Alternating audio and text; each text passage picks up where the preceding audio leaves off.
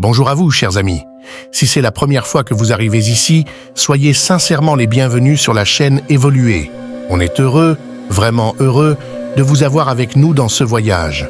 Et pour ceux qui sont déjà là, ceux qui font partie de notre communauté, merci pour votre confiance, merci de marcher à nos côtés. Notre intention est claire, partager des contenus qui libèrent.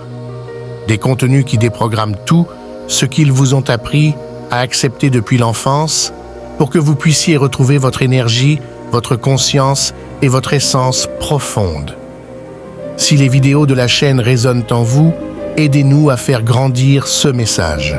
Laissez un like, abonnez-vous pour continuer le voyage avec nous et partagez avec celles et ceux qui ont aussi besoin de se libérer de cette prison silencieuse. Et si le véritable éveil ne consistait pas à apprendre quelque chose de nouveau, mais à libérer votre esprit de tout ce qu'ils vous ont fait croire depuis que vous étiez enfant. Le voyage commence quand vous arrêtez de suivre et que vous commencez à écouter. Combien de versions de vous-même avez-vous dû abandonner juste pour rentrer dans le moule? Combien de fois votre esprit a-t-il été conditionné sans que vous vous en rendiez compte? Et aujourd'hui, on va parler de quelque chose d'essentiel. Il est temps de briser ce cycle et de retrouver votre liberté d'être qui vous êtes vraiment. Comment il enfermant votre esprit depuis l'enfance? Comment se libérer? Dès vos premiers instants, quelque chose vous a été subtilisé. Pas de manière violente ni avec des menaces visibles. C'était subtil, c'était constant et surtout, c'était silencieux. Peu à peu, votre énergie a été siphonnée, comme de l'eau qui fuit lentement par une fissure invisible au fond d'un récipient.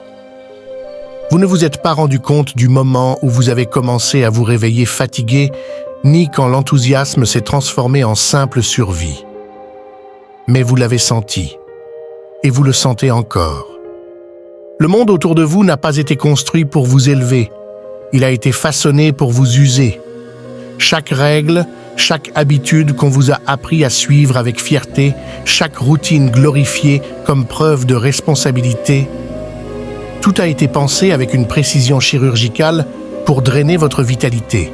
Ce n'est pas le fruit du hasard, ce n'est pas un manque de volonté. C'est un script bien huilé, rejoué chaque jour autour de vous. Et vous, même sans le savoir, vous avez joué le rôle principal d'une pièce écrite pour vous garder captif. Vous avez été dirigé comme une rivière qu'on force à suivre un lit artificiel. L'école, le travail, les dettes, les distractions. On vous a fait croire que c'était ça, le bon chemin, que tout était sous contrôle. Mais si tout est censé être si juste, alors pourquoi ce sentiment persistant d'être à côté de vous-même? Pourquoi ce vide qui grandit, même quand vous accomplissez toutes les tâches, atteignez tous les objectifs, suivez tous les scripts?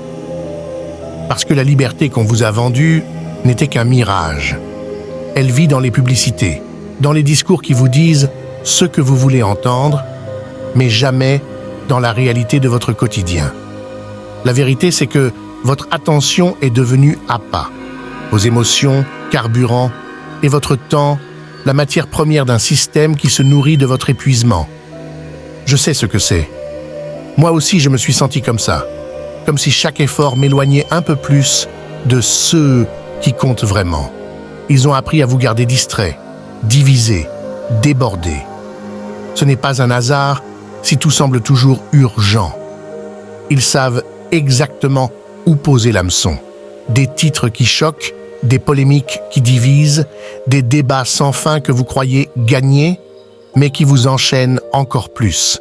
Chaque notification, chaque conflit monté de toutes pièces, chaque distraction calibrée sert un seul but, vous empêcher de lever les yeux et de comprendre que le vrai jeu est ailleurs et que vous n'avez jamais joué pour vous. Et voilà le plus vieux et le plus efficace tour du système, la peur. Pas celle qui vous protège d'un danger réel. Non, la peur fabriquée, entretenue comme un cycle prévisible, peur du manque, peur de l'échec, peur d'être mis à l'écart. Ils n'ont pas besoin de barreaux, il leur suffit d'alerte, de sirène mentale qui se déclenche dès que vous commencez à penser autrement. La peur rétrécit votre vision. Elle vole votre clarté. Elle vous pousse à accepter moins. Et dans cet état, vous cédez, vous travaillez plus, vous consommez plus, vous questionnez moins. C'est là que le consumérisme entre comme une fausse solution. Anxieux, achetez, inquiet, investissez, triste, essayez ça. La promesse est toujours la même, soulagement immédiat. Mais le soulagement ne vient jamais.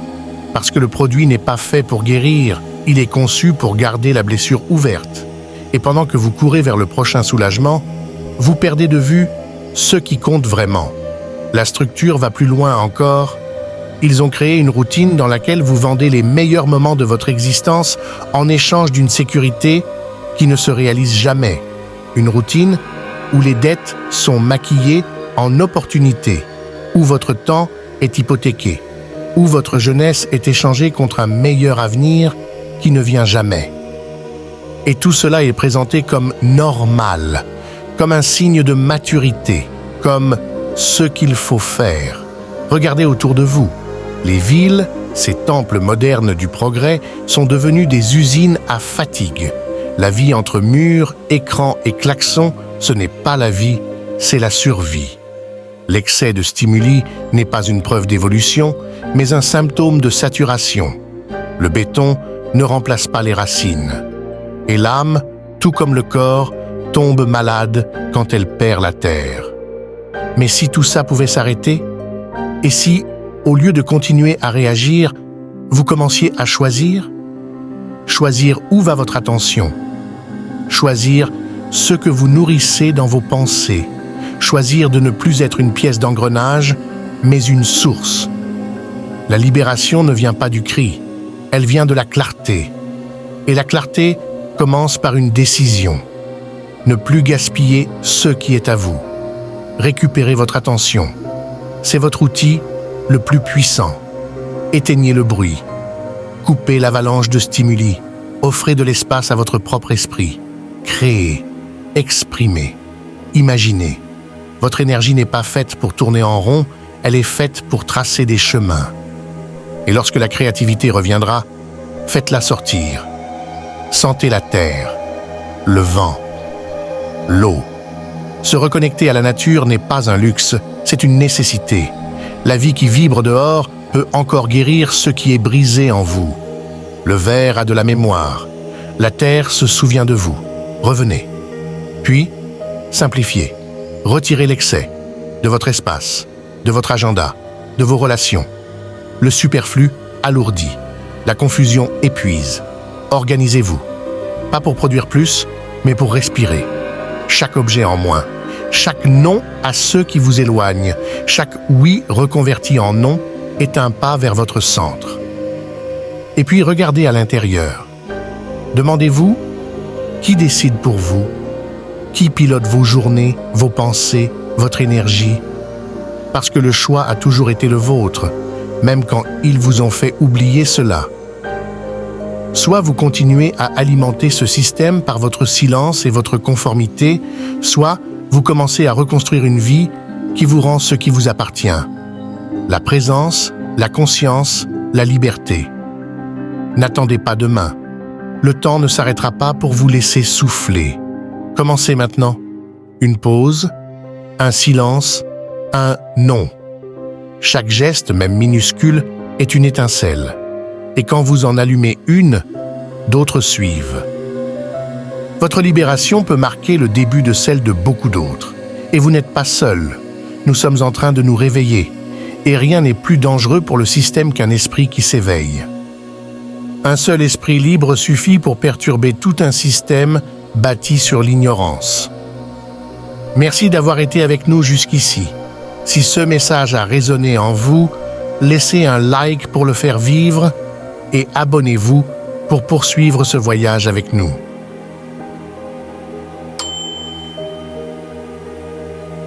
Évoluez. Découvrez votre meilleure version. Un voyage sans fin.